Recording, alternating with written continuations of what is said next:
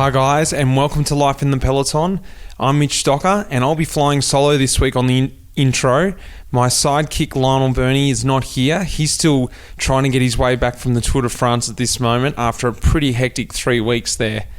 But what I do have for you is a fantastic episode lined up. What I've got coming up for you is Juanma Garate. He's from Spain. He's from the Basque Country. He is one of my favourite directors, sports directors that is. I know I've spoken to Tom Southern about sports directing, but what I thought I'd do with Juanma was just go that step further because I love what he does, the way he directs. It's not just the logistics side of things, but he really gets inside the heads of the cyclists, the riders, the guys in our team, well, especially me, and I know Mike Woods, and I think everyone. He's got a great feel about it, and I really wanted to ask him how he really does balance that. How he gets in there, how he's able to keep that good relationship with us, but the professionalism of his job. So, guys, sit back and enjoy this one. This is a real favourite of mine. You're going to have to excuse the audio. I made a bit of a boo-boo with the recording on this. I think it's still worth listening to, and I still think it's very good audio quality. So, well, not very good. It's still very listenable. So, without further ado, I bring you Juanma Garate.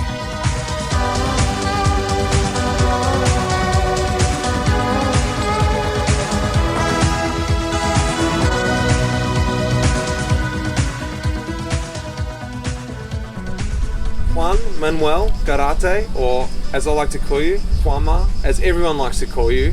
Juanma is better. Juanma. It's more familiar. You're my sports director at EF Education First, but more than that, I see you as a special sports director, and you're the person I thought of when I wanted to interview a sports director. First of all, welcome to the podcast. Thank you very much. Yes, you're from the Basque Country in Spain, so that's his accent. He speaks perfect English in my eyes, but you're going to love that Basque accent. You are putting too much pressure on me. No.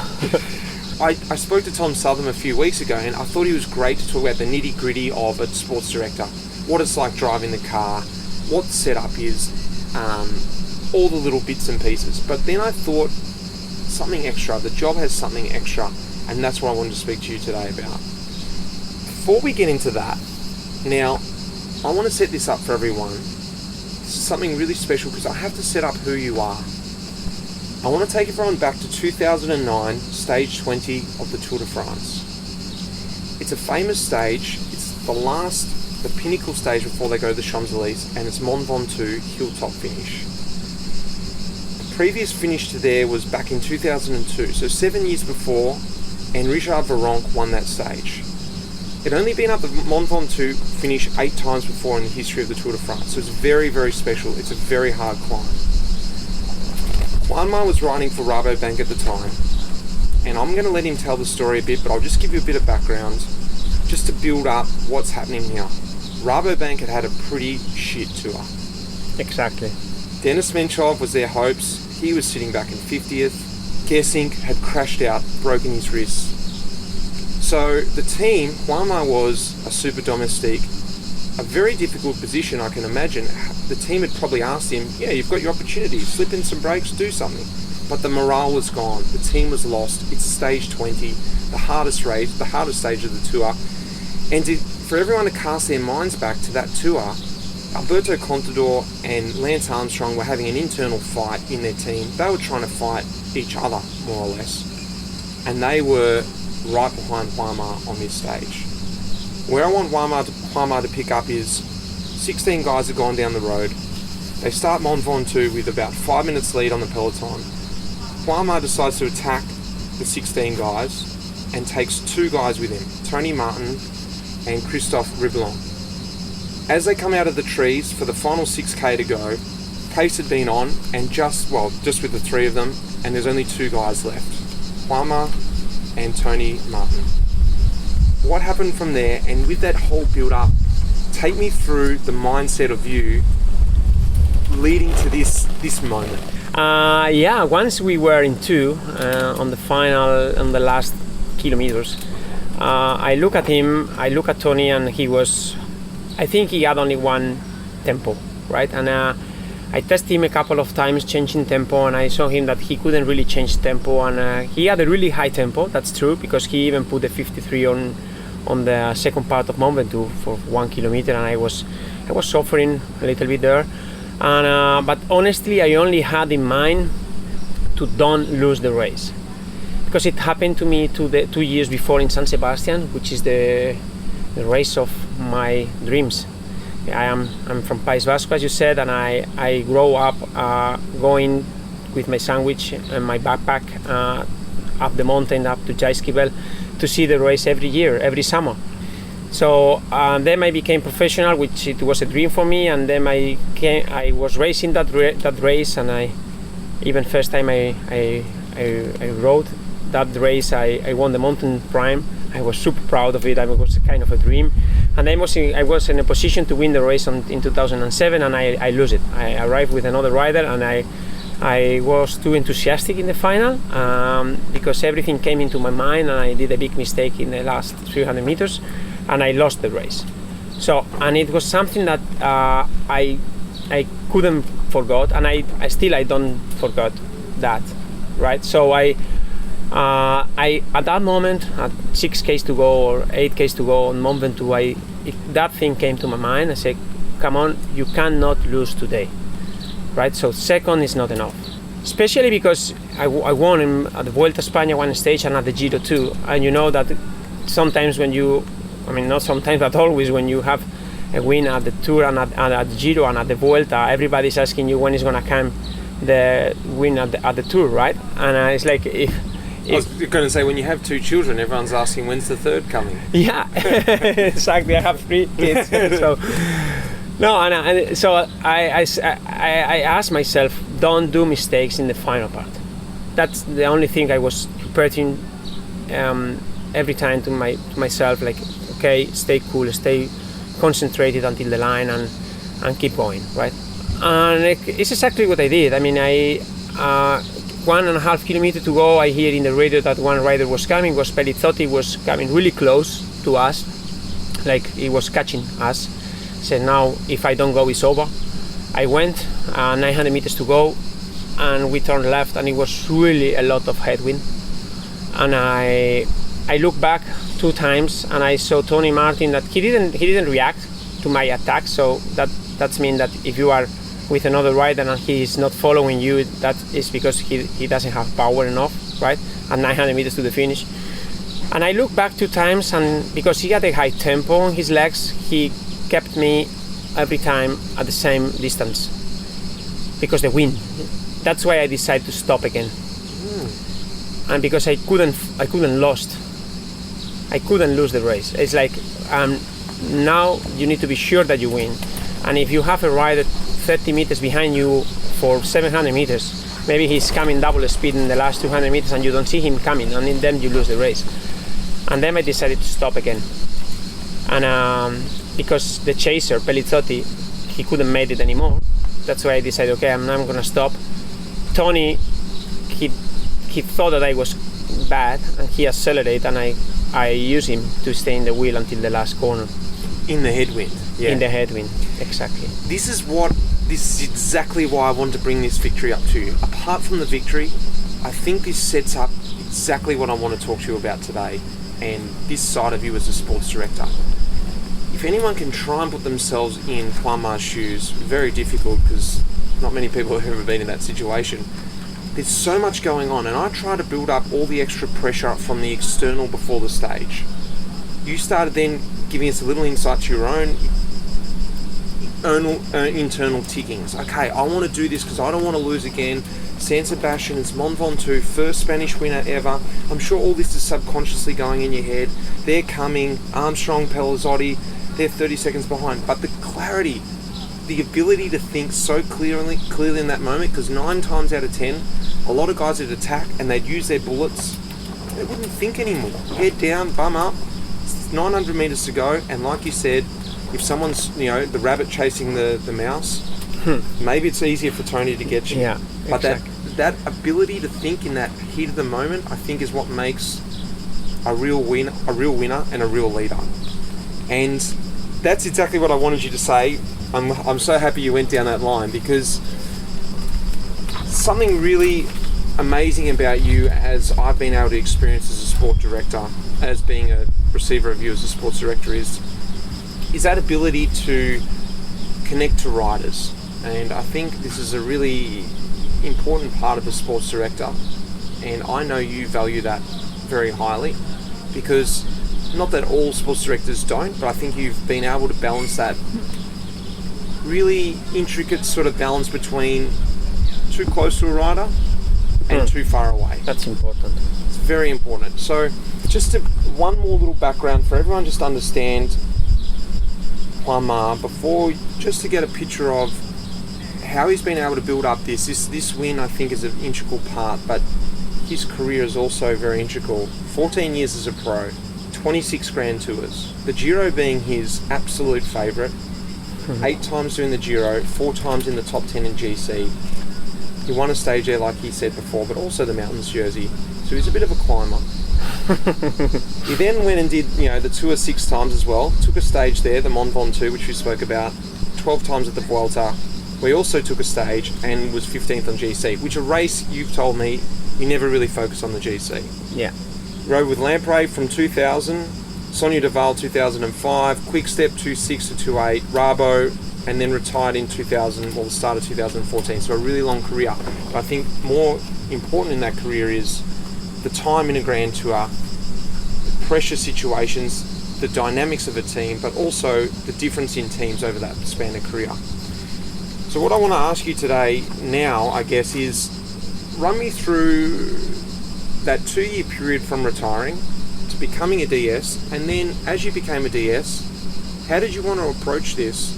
Is it the way you are now? Is that exactly what you envisioned, or things have developed over the time and you've started getting into that personal relationship more? To understand that, I need to go back a little bit to my career. So when I became a pro, I became a pro in Italy. So as a neo-professional rider, I was riding in Italy, full of Italian riders around, and I was the last man for Gilberto Simoni to win the Giro d'Italia in 2001, my second professional year. So I had to grow up really fast, because to be a foreign rider in an Italian team, doing the Giro and being the last man for your captain is not easy, and you know how the cycling world works. So I had to develop my mind fast, and I had to grow up fast. And then the year after is when I did 4th in the Giro, and I became a kind of a team leader when it was my 3rd year professional in Italy in an Italian team, when I was from Spain, right? So I had to mature fast. So I was a teammate. I was the last man for a winner of a big tour. Then straight after, I had to be a captain, a leader in the team. So I did almost everything in 3 years. Then I tried again to be on the podium in a big tour. I couldn't, and I couldn't find my real space in cycling until at the end of my career I discovered, I said, okay, helping a big name, helping a big rider to win a big tour, that's my job. And I found my space there. So to do that, I had to develop really good the vision of the race. I had to be a good leader, because I was the road captain, as you are now, Mitch, in the team. So I had a lot of responsibility, not to win the races, but just to help the big leader to win it. At what point in your career was this? Because, as I said there before, you said you weren't able to go that next step, but for a lot of people, I think they get caught up in, if you're finishing top 10 in Grand Tours, a lot of guys hang on to that, and they hang on to it for the rest of their career and try and always beat that. But you were humble enough to just go, I get it, I'm going to step away, and this is going to make me more happy than keep striving for something I know I can't achieve. When was that in your career? I mean, when I became to Rabobank. Yeah. So after I was in Quick-Step, I was still kind of a leader there, some races, especially at the Giro. But because Quick-Step is a team that doesn't take care really a lot about big tours, because I saw my limit too, then is when I decided, okay, now I don't feel comfortable with that position, I need to change team and I need to have a different role. that's when I decided to change. I developed that part of my personality into the final part of my career, and because the first part of my career I had to grow up really fast. Both things create a combination that I could read the race really good, especially the last 6 years of my career. When I stopped it, I didn't stop my career in a really good way. I mean, I had a discussion with my last team, and I had to stop and to leave cycling from the back door, and so I disappeared without to say goodbye, right? And it cost me mentally energy, and I couldn't really deal with that, and I need some help to come out of that black hole, right? So this was 2014. I was still a professional rider, but I decided at the end of the year, okay, I can't continue like this, I'm gonna stop. So in 2015, even at the end of 2014, I decided, okay, I want to know how a DS is prepared, and I am gonna do the courses by my own, because I want to be not ready because I didn't have in mind to come back on cycling, because I was cold. I was mentally tired. So I didn't want to be in cycling anymore at that moment. But at the same time, I wanted to know how a DS is prepared.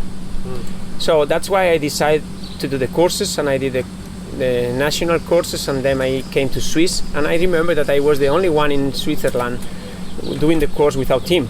Yeah. I was like a kind of freelance. Asking you that? What are you doing? Yeah. Are you on a team next year? Yeah, exactly. Keep saying, no, I'm doing it myself. Yeah, exactly. That question, Look, when you do the inscription to do the course in the UCI, you need to choose if you are independent or you are part of a team. If you are part of the team, the course is shorter. But if you are independent, the course is a kind of 2 weeks. So my cross was, okay, obviously independent, 2 weeks, right?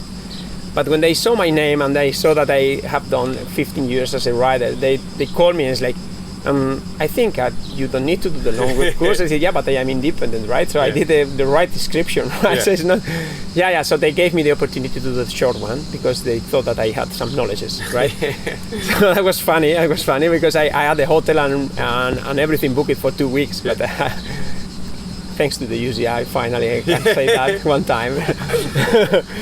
So I was ready. I did the courses and I was ready, and Charlie Begelius, he phoned me a week after the course, but he didn't know that I was doing the course. Did you know Charlie before? Yeah, as a rider, yes. Yeah. We have done a couple of races together. I mean, never. But like personally, like in the race, would you go, hey Charlie, catch up? Yeah, kind of. We didn't have really a big relation, but because we were doing more or less the same races during the year. Same job, more or less? Kind of, yeah. So that's why we knew each other. And he phoned me and I was not ready to do this, and I said, okay, let me think about it. And at the end, I think I did the right thing, because it was the way to come back on cycling and to be healthy again. Chute à l'arrière du peloton, cycling podcast team car at the back of the pack, please. Well, that's Seb PK, the voice of Radio Tour, interrupting our episode here just to remind us to tell you that Life in the Peloton this week is sponsored by our friends at Beer 52, and the summer is giving way to autumn, and so logically cycling is gearing up for the spring classics as well as the Giro d'Italia and the Vuelta a España. And if you're planning to sit down and watch some of the racing on a weekend afternoon, you may want a nice beer to accompany the cycling, and Beer 52 are offering 8 craft beers sourced and curated from some of the best breweries on the planet for free. All you need to do is pay the £5.95 for postage by going to beer52.com/cycle. Now, Richard, we've enjoyed deliveries from Beer 52 over the past months, haven't we? Well, for the last couple of years, actually, yes. And as long with your creative beer that you get every month, you get a magazine, Ferment, and an article in the recent issue of Ferment is by Owen Walsh, a friend of the podcast, who invited us to do an event in Brussels, actually, when the Tour de France started there last year. And he's written a big piece, a really, really good piece about the links between beer and cycling. with an emphasis on Belgium, really. The relationship between beer and cycling in Flanders is more overt, he says, and he goes into a lot of detail about some of the classic races in Belgium, his own experiences watching them, and the links with beer. He talks also about Maize, the alcohol-free lager that sponsor De Koning Quickstep, and about why they chose cycling as a vehicle for them to promote their beer. So a very interesting piece in Ferment with some lovely images of cycling in there as well by Owen Walsh. Well, you get a copy of Ferment magazine with each case, as well as a tasty snack. And if you want to change your membership or pause or cancel at any time, you can do so. So if you'd like to get your first case of Beer 52 beers for just the cost of postage, which is £5.95, go to beer52.com/cycle. That's beer52.com/cycle. This episode is also supported by Harry's Razors. And Richard, you're a Harry's Razors customer, aren't you? The only one on the podcast, Lionel, because I'm the only one who uses a razor. Yes. Don't imagine Mitch has much call for a razor either, does he? Maybe to shave around that wonderful moustache of his.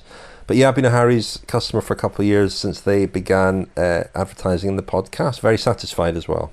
Excellent. Well, Harry's are offering a trial set for just £3.95, and in that trial set you get the weighted ergonomic handle, 5 precision engineered blades with a lubricating strip and a trimmer blade, rich lathering shave gel, and a travel blade cover. And if you want to try out Harry's razors, go to harrys.com/cycling now. That's harrys.com/cycling.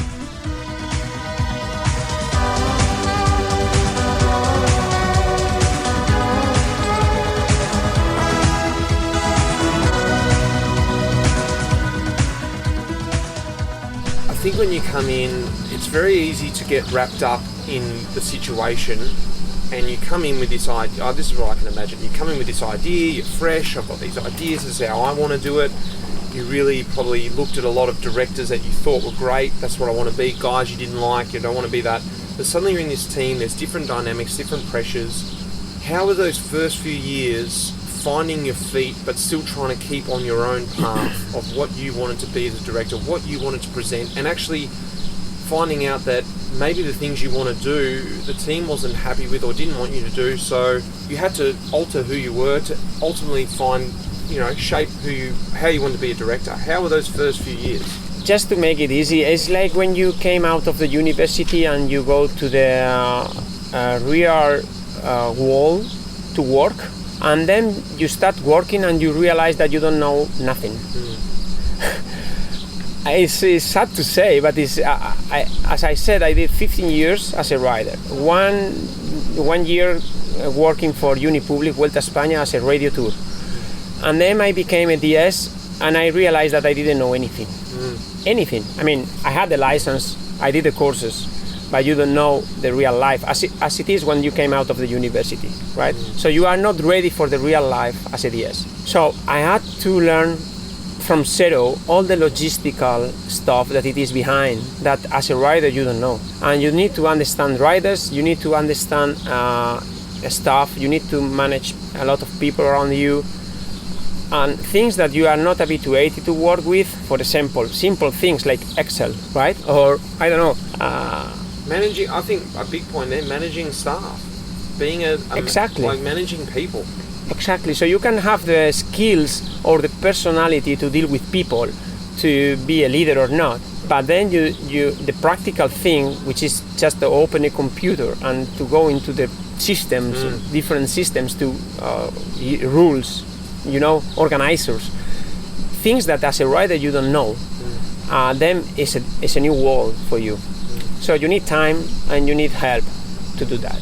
Tell me a little bit about, taking it back a step now, how times have changed. And if you think about when you were a pro rider, and you've told me a little bit about this, and I want you to explain this to the people, that the life of a pro when you were a pro was very different to the life of a pro now. For instance, a good story you say is when we come back, we're very shut off, we concentrate on recovery, every 1%. Give everyone, if you can explain a little picture of what life was like as a pro when you were coming through, and then what you experience now as a director looking at us as riders. I remember the riders sitting outside at the corridor at the hotels talking with each other at night after dinner. Different teams. With different teams, exactly. Front door of the hotel, like there until maybe, I don't know, 11 at night, right? So, and this doesn't happen anymore. Or, for example, as I told you, I think yesterday, like to see the riders going in the afternoon to the mechanics, not only because you have a problem, just because you want to say hello to them or just spend 10 minutes with them, right? So I can see you guys going to them like when you have a problem, especially the new riders, right? Because you have lived the transition in cycling too. And the new riders, they never talk with the mechanics if they don't have a problem. So because now the new technologies, you have everything in your hands. So with the telephone, you send them a message from your room, and they put they check your bike with a message, right? Put the wheels in or whatever. Whatever. It's like I would like to have a lower profile wheels or higher profile wheels for tomorrow, or please more pressure in my tires or whatever. But you use the messages. Why you don't go there? You see them and maybe you bring them a couple of beers one afternoon, right? I don't want to do it every day, but you know, sometimes. So the social distancing that we are having now with the COVID, it is normal in the last years between you guys, but not because the COVID, just because the new technologies you have in your hands. And it's something that we didn't have it before. For example, for instance, like to phone home when we were at the races, we had to wait until the cabin was free. So it was a long line in front of the public telephone to phone home.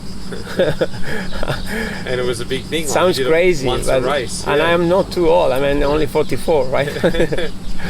Well, then now explain then, because I think this is something you do very well. This is what I was trying to allude to before. You've been able to cross that bridge between the human element of us riders and staying in touch with us, and then not getting too close to us, but being able to install this level of trust. And I was speaking to Mike Woods today about it, and he said, I was asking him a point, I said, have you ever seen Juanma actually angry, pissed off? He said, yeah, I've seen it once in Catalunya.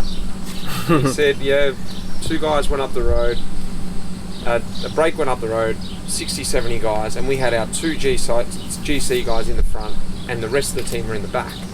I said, what did he do? You know, I can't even imagine it. Not to say you're a softie, but there's a different element of it. You've been able to create, especially for me, and I guess for Mike, and I think a lot of other guys, this element of I've let you down. There's not I'm angry and I'm shouting at you, but like, hey guys, you're better than this, and I expected more. And for me, that's got a lot more weight coming from you, because you're able to. Is that something you think about doing, creating with the riders, this relationship? It is always a different ways to approach a problem. My style is, I think I can't have the solution shouting you, even if sometimes looks necessary, but maybe looks necessary because you are angry, and maybe at the moment you resolve the situation, or you think that you solve the situation but doesn't resolve it in the long term. For me, it's better to try to teach you what is going wrong and how we can do it better. So I have always more a positive style. So I try to look always the solution and not only the problem. And that's my personality. I mean, everyone has his own style. And maybe another one thinks that no, that's not the way. It's better if we push them hard, deep. And it's like, and that's the solution for somebody else, but it's not for me. Is that something you experienced as a rider? Because I get the feeling back in your time there was a lot more direct direction, like I use the word negative pressure. You do this or this is going to happen, opposed to I believe you can do this. Did you experience the type of director you are when you were coming through? No. But then it depends with which rider you are talking with. Like, for example, I know that Danny Martinez, if I am pissed off with him, because I was pissed off last year at Tour Colombia. He reacted really good, and he said, I really needed that. So, but you know, I use it when I know that he's ready and he's sleeping, but only when he is ready. Because if I am using when he's not ready, has the opposite reaction, that I'm pushing more down him. So I need to be sure that he's ready before I push really deep, right? And I was really angry with him. And last year to Colombia, I was also really pissed off one day. And the day after, we almost won the Tour Colombia GC. So it worked, but you cannot use it every day. That's right, and it also comes that he has to also respect what you're saying. Otherwise, it just, if you use it every day or he doesn't really respect you, it doesn't have the weight of that comment. Yeah, exactly. I mean, it's not that I am not pissed off. I mean, I have 3 kids, and you can maybe next time you can ask them, Mitch, and maybe they are gonna see they see in a different way my personality, because at home, you know, everyone is different. But it's exactly as you said. You need to use it when it's really necessary. Yeah, it's not that I am never pissed off. I am, and sometimes I am. I don't know if you saw Movistar video, and I only saw a little bit of the documentary. I haven't seen it yet. No. The documentary. It's fine the way to see the way how the sports director is reacting in the car, and the way how he's talking to the rider in the radio. So he's almost broken the glass of the window of the car, and then he's talking in a different way. So it doesn't mean that we are not pissed off, but everyone has his own style to communicate. And that's very powerful to also catch yourself before you grab the microphone and speak. It's almost nice in a way that the microphone isn't direct, because you have that moment to explode, natural reaction in the car, the chimp reaction, just and then okay, now I'm going to speak. That wasn't a great move. Yeah. Yeah, I mean, I was a rider too, and if you hear somebody shouting in the radio, it's easy. You take it out. Yeah. And you put it in, and maybe you feel better in the car because you did it, but doesn't have an impact. No. Maybe a 5 seconds impact, but that's it. Let's talk about the preparation as a director, and this is something that I think you do really well.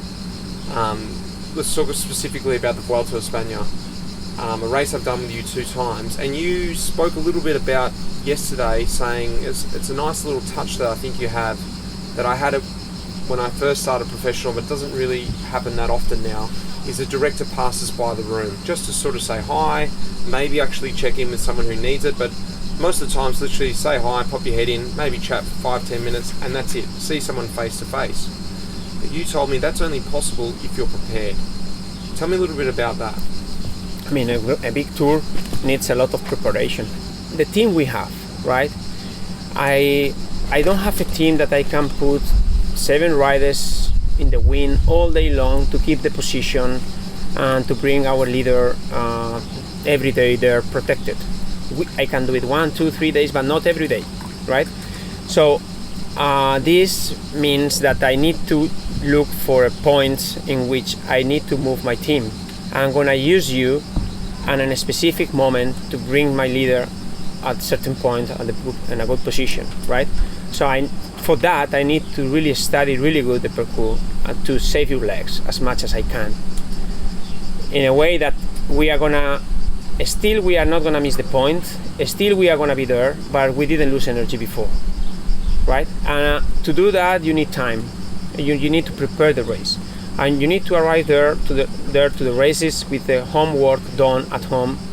And I can tell you that I didn't know that this work exists before I became a DS. Still, probably not everybody does it, but at the end it's my style, and I like to go to the races with the homeworks done and the logistical stuff prepared. And like this I have time every day after the stage to go through the rooms and to speak with you. I don't do it, as you said, every day, but sometimes I need more time with you, because maybe I remember how you were 2 years ago at the Vuelta, when you had to be the road captain, and I put pressure on you, and you had another 2 riders around you that they also play that role in the races, and they are good also to do that job, and you were feeling you needed some help, let's say that like that. So that's why I spent really a lot of time with you, trying to keep you motivated and sure about your job, right?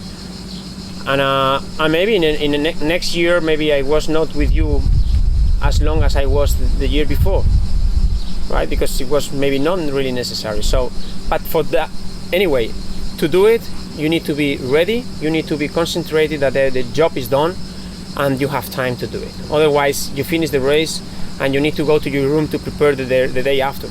And you lose touch with the riders, and even though you think you're doing, well, this is my opinion, even though you think you're doing the best you can, you're preparing the stage and everything like that, sometimes, as a rider, sometimes it's more important that you're still in touch with the director, the guy who you want to have faith in, more than the course. Because if you listen in the radio or you have that belief of what he's saying, that's more important to me than knowing the course and every corner and every angle of wind, because it sometimes goes in one ear and out the other. But if you tell me something that I really believe, it sinks in. And I think, again, it's a fine balance, because if you disregard the course and just 100% belief, you're also out in the wind as well. So also on that point, you sort of alluded to it there, building a roster. And I think this is something you do really well. I'm not saying all directors don't do this well, but something I've experienced with you is that you start with your leader, and then you start with the guys to support him. How do you go about building, if you can choose it, it's not always like that, if you can choose your team for a race, is it something you put a lot of effort into and thinking about, or you just have to get the riders you get? It's complicated. I mean, it is not only one race during the year. I mean, at the end, the calendar is full of races, and we have 30 riders, and we need to divide the goals, we need to divide the calendar between the riders, and the program is not easy, because of course you want to have always the best possible roster at every race, but that's not possible. But at the end, depends of how especially at the Vuelta, which is the last big tour of the year. So when you look back and you see how was the Giro, how was the Tour, and then you can prepare the final roster, right? For example, this year is going to be different. I mean, our main goal is the Tour de France, and probably this year we are going to use the Vuelta in a different way, like to give the opportunity to the young riders to develop and to learn for the future. So every year is different, but especially, I mean, for example, if it is in a standard year that you go to the Vuelta to try to do a good GC, like for example it was last year, then we had a Rigo, then you start to build up the team around him, like okay, maybe we can't bring a sprinter because the team we need some more climbers. Then obviously you have to know in advance the parcours of the stages, the profiles, to see if it is really hilly. Obviously you need people that can climb better, but you cannot forget that you need people to work on the flat, or to lead the team, or with experience to see what is happening in front of the bunch and to give me the information I need. So that's the final combination: road captain, guys with experience, team leader, climbers around him, and then domestic riders with like we say honest riders, that they have full commitment for the leader, right? And can think for themselves. I think that's a really big, someone that you can delegate a bit of load to, someone that you don't have to continually instruct. You have to go on the break, or do I go on the break? Guys who can smell the race themselves a little bit. But you know what, Mitch? I mean, when you are at DS and you are in front of the riders at the meeting every morning in the bus, and I'm looking to your faces, boys, and I see a guy that is 35 years old that has a lot of experience. But in the other side of the bus, it is one guy that is 22 years old, and he doesn't know how to prepare a rain bag. A rain bag is a bag that we have in the car with clothing when it's raining, and you need, when it's raining, they call the riders, and we give them rain jackets or whatever they need. But this bag has to be ready before the race with spare shoes inside and things like that, right? So I have riders in front that they don't know if they have a mechanical problem. They need to stop on the right-hand side, on the left-hand side of the road. So can you imagine if I start at the meeting talking about, okay guys, when you have a mechanical problem, you need to stop on the right-hand side of the bus. So you are going to look at me like, what are you saying? Stop wasting my time. Yeah, exactly. But this is the reality. This is the reality. I mean, sometimes we have riders in front of us that they have a lot of potential. That's why they are professionals. But we need to start our meetings from really low to teach them how it works. And it's difficult, I can tell you. Yeah, because you would forget. You just continually forget. They don't know that. I even forget that too, just with young guys who come in, or just even, Jimmy Whelan's a great example. He's not, well, he is young too, but he just came into the sport so late that stuff I would have learnt even in club racing, he was still learning. And it's difficult to even take your mind back to that, packing a rain bag for you. And for me, it's just like, well, of course I'd do that. But some guys just put an empty bag in there. I saw some empty bags sometimes. And you want them to learn the hard way, but unfortunately sometimes learning the hard way could mean the end of their race. So you sort of have to coach them some of the way. I want you to talk now about, and we started talking about this is why I want to talk about Mont Ventoux. This headspace and this crucial thinking in the moment and knowing that moment. And I've done an amazing podcast with Mike Woods after the Vuelta 2 years ago. The stage he won in the Basque Country, for me, had nothing to do with that race. I was just in the bunch and I got dropped, but I had my headphone in and I could hear it. And as the story unraveled, and if anyone hasn't heard that podcast, you've got to go back and listen to it with Mike Woods, because he explains the story amazingly. And now we're going on the other side, the man in the car. Juanma was there behind that, and he was instructing Mike,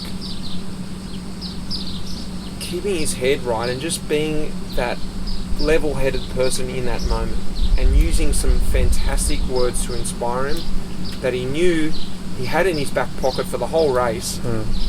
But he saved How that. you knew that? He saved that one comment, which I don't know how you held it, because it would have been 100 times before, to say this one comment that ignited the final bit of juice in Mike's legs at 200 metres to go in the race. So apart from all that, how do you feel the moment, and how are you in those moments? This is keeping that head, and do you love those moments? Yeah. That moment, probably it was the highlight of my life as a DS, the highest moment. I mean, I came from Poland and I landed in Bilbao, and I took my car and I went, this is a month before the Vuelta, or 3 weeks, and I went to that climb to the top, and I went with Borja together, the bus driver. We went there, and it was a sunshine day, and we went up with the car, and as much as I went driving my car to the top, I said, this is for Mike. This is a stage for Mike. And I had that in my mind. Tell me why, because I don't know, no one's going to know how hard this climb is. How hard is it? Yeah, it's super hard. It's super steep. Hard. And it was a day for the breakaway. Yeah. I was pretty sure that it was a day for the breakaway. And I could imagine Mike not anymore in GC. And I thought that it was a good start for him, because it was a climb in the beginning. And that, I mean, the break was about legs, not about luck, right? To be into the breakaway of the day, sometimes you need luck, sometimes you need legs, good legs. And this day was, to be in the break, you needed good legs, and it was a high quality breakaway. And that was my thoughts 3 weeks before the race. So I was doing the scouting of this climb, and I saw the last straight 200 meters part of the race, and it was super steep, like probably more than 15%. And it was sunshine day, super good. So you could see from far away where the finish line should be, right? So 3 weeks later, we were doing that race, and it was good weather. But from halfway of that mountain till the top, you couldn't see anything. It was a fog. That's the Fog, yeah. yeah. Yep. It was full, and so you couldn't see in front of you more than 30-40 meters. And I was behind him with the car, and I couldn't see him obviously, but I couldn't even see the TV, so I knew that they were in the last 500 meters of the race, or last kilometer, let's say. Yeah, I remember that one of the last things I said to Mike, and it's like, Mike, count until 10, man, or count until 20, I don't remember, and you are at the finish line. But I didn't know if it was a kind of 200 meters to go or 300 meters to go, right? So he said, it's funny, I think probably he said it, that he counted until 20 and then he couldn't see the finish line, and he restarted again from 0, like 1, 2, 3, come on. And then finally he saw the finish line. So It is. Look, we don't need to go into the intricacies of the story because it's an amazing story, and Mike tells it very, very well in the podcast, so to get the full background of that. But the thing I really like is feeling the moment and coaching it, and 3 weeks before you saw that moment, and that comes from, I think, that time as a pro, all those different positions as a pro, you brought that in to be a DS, but you've been able then to, especially with a guy like Mike, use that to coach him through, and especially on this stage. Has there been other moments like that, or is that something you'd like to think about with different riders, the psychology side of things? Do you think about the psychology side of things? a lot. With you guys is crucial. It's all. I mean, I never did a course, a psychological course, but I'm using every time with you. Every time. You as athletes, you are thinking all the time how good you are. Can I resist? Which one is my next race? What is going to happen with my contract? How is my family at home? Everything is in your head, and it's something that we as DSs, we need to be really on top of it. So sometimes you guys, you are more open with us and you share more personal information with us because you want, and we can understand you better. And so you are humans, you are athletes, but you are humans too, and you have your own problems at home and in your normal life, right? So to understand you, we need to really came into your head to see how are you thinking every time. And like for example, now after the lockdown, the situation we have now is that probably you are going to be outside of your house for 3 weeks, 5 weeks, or even more, because you can't come back home and back again into the bubble that we have here now. The racing bubble, yeah. Yeah, the racing bubble. So it's really important now to communicate really a lot with you, and to understand how you are thinking, how do you feel, if you feel comfortable with that situation, because you are coming from a situation that you have been for 3 months, 24 hours a day with your family, and now you are away for 5 weeks. That's not easy. Even for us, it's not easy for the DSs, but our job is to understand that. Is it easy? I feel like sometimes even with myself, I would be easy, and even other athletes, because I sort of know what I want to hear, and it seems very obvious. Maybe it might sound very obvious what you're saying. Like for instance, you see a rider, and in this context it's going to sound really obvious, but you see a rider, he's walking in, and you say, "Oh, you're looking good, mate. Have you been? Looks like you've been training well. You know, you're looking fit. That's it," and walk off. And like that comment there for a guy, and even for myself, from someone you respect, a DS, a director, you're like, yeah, actually, yeah, it's so simple and it's so vain, but that's sort of what you need as an athlete, that little confidence boost. Are you thinking about those little comments every so often? You know, Mitch, as a DS, if I say something to you guys and I am wrong, I'm fucked. It's not that I can say to you every time I see you, you look fit. No, of course not, because then it doesn't have any weight either. Exactly. But it's exactly the same as I said before, when I prepare the races and I am looking for the crucial point of the stage, and I push you to be there at the right moment and a right position on the right timing. If I am wrong, next time you are not gonna do the effort to be there as good, right?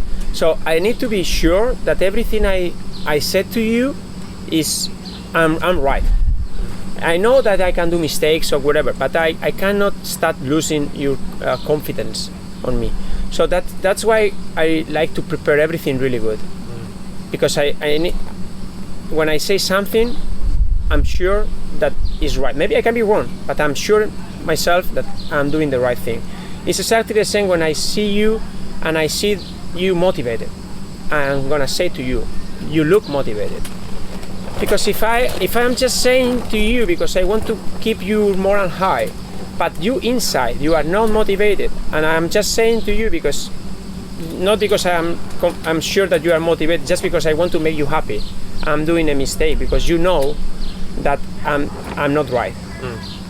You know what I mean? Yeah, it's like, okay, use it as a climb as example. You know, it's a climb. You know I can't get over. It's a 20k climb, and you might say something like, "Yeah, Mitch, you're going to get over this climb." Yeah.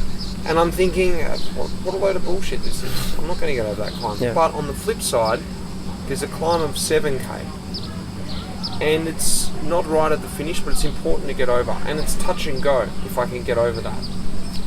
And this is something that helps me a lot. If you go to me and you're thinking, this is something I've experienced on both sides. A director goes to me, he's thinking, I don't know this, but I'm guessing he's thinking, I'm going to negatively motivate this guy. Don't think you're going to get over that, mate. Yeah, don't worry about it, don't try. And maybe he's had this experience that inside he goes, fuck that guy, I'm going to prove him wrong. I'm going to get over that climb. For me, 9 times out of 10, that doesn't work. I'll believe you and I'll be like, well, Juanma said I'm not going to get over it. Once it gets hard, he didn't think I could do it, so I'm not going to. Flip side, you go to me in the morning, I think you can do it, mate. It's going to be tough, but I actually think you can make this climb. I don't think a lot of sprinters are going to make it, but I think you're going to make it.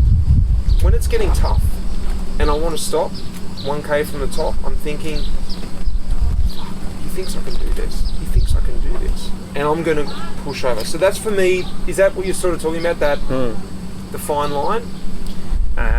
We need to be realistic. Yeah. All the time. You cannot lie. You cannot lie even, it's like when you have a gap of 30 seconds and I am saying the radio, okay, 1 minute. It doesn't work, right? I mean, I can say maybe 33 seconds, but not a minute. So I can't lie in a way that I think I am motivating more you, because sometimes you pass the line and it has the opposite effect on you. What about in reverse to you? What worked for you as a rider? If you can think back to the directors that worked for you and didn't work for you. For me, to have the responsibility to see the race, when I had that pressure, for example, at the national team, I mean, Spain is a big country in cycling, and when you are the road captain in a Spanish national team, you have a big responsibility, and I felt really comfortable with that. When the Spanish coach, he came and said, "Listen, you have the responsibility. You decided. Juanma is gonna decide wherever he say we are gonna do that," and I felt good with that responsibility. But at the same time, when the DS is not counting on you, like that you expect something like a more pressure or more goals from the DS in a mountain stage, whatever, like, okay, you need to arrive here and you need to do this job and you need to be with your leader until 3Ks to go and then push 1 kilometer hard and that's it. And when you don't have that, then it's like, and now what I do? So what would they expect from me? Nothing. They don't consider in me anymore. These things came to your mind. The internal dialogue. So you need to spend always some words for everyone. Because if you miss one rider, even if I said yes, for example, I want to keep you quiet today. I don't want you to have any responsibility, and I want you to save as much as energy as possible because I'm going to use you tomorrow. I need to say that. I must to say that to you in front of the other ones. Like, Mitch, this is going to be your goal. today take it easy, tomorrow we go with you. Like this, today you have a goal, everyone knows that you have it, and I'm not missing you. Exactly. When you're not doing anything, when you're sitting in the bunch, not getting bottles, whatever, everyone knows that. Yeah, exactly. Yeah. And everyone knows, but it's really good for you, because if I don't say anything, even if at the end your fatigue is going to be the same at the end of the stage, if I don't say anything or I said what I said, mentally you feel sure about what you are doing, and I have you ready for the day after. Even that stage you are going to think about the day after, and you are going to start to work yourself like, wow, today I'm doing nothing, these guys are going up and down with bidons, so tomorrow I can't do a mistake. That's why sometimes the day before we mention something for the day after, right? It's like, okay, I know that now is the moment that this guy has to start to think about that uphill final. Yeah. We could go down a rabbit hole here, but I think you've given us a really good insight to the psychology of a director, and this is exactly what I'm talking to you about. To finish off, run me through what you really love about the job, and that moment that you go home, because it's a lot of sacrifice, away from the family and a lot of homework. What is that point that brings you back every year that you've realised over the year, you know what, I really love this job? What is it bringing you back? First of everything is cycling. I mean, you know what does mean, how much we miss it. The race we had a couple of days ago, Strade Bianche, we miss it a lot, and to drive the car behind you without see the car in front of you have been between the cars a couple of days ago. It wasn't too bad. You couldn't see anything, right? No, nothing. So the first thing I'm super happy is with that feeling, and the second thing, and I think just to be involved in the whole atmosphere of everything, is something you missed from, like, if you were to stop racing and everything, you miss the circus. Is that what you're saying? Yeah, you miss it. Yeah, you miss it. I have been out for 1 year, as I said before, and I miss it really a lot. Okay. And it's something that you have inside. If you are not in, you are missing. Yeah. Okay. But the most important thing is, for me, is to put on the table the experience I had, and I have as a DS now, and I had as a rider before, for the next generations of riders. To teach the new guys, or even you guys that you are already in the circus for years, but to give you another perspective of everything makes me really happy. But it makes me happy when you have people that want to listen. Because I have been in a teams, not as a DS, but yes, as a rider, that they thought that they knew everything. And I'm super happy that I don't have guys like this in the team. Guys I have, like for example Mike, right? He became professional really late, and but he was ready since the minute one to learn everything. So everything I was saying to him, he was just keeping for him, and for me it was super grateful. Grateful is it? Yeah. Yeah. Grateful. Yeah. Yeah. To say something to him and to see how is he applying or how is he using that experience. And then you go back home, it's like, wow, I think we did something really good, you know. And to see how a guy is growing up, and you are in contact with, and I mean everything. Yeah, especially that. It sounds like it just pushes you to be a better person as in your job, but also you're thinking outside the box because you've got someone else relying on you. When someone listens to you and they take it on, it puts a nice amount of pressure. I better actually say the right thing, you know. I mean, not, and it's beautiful.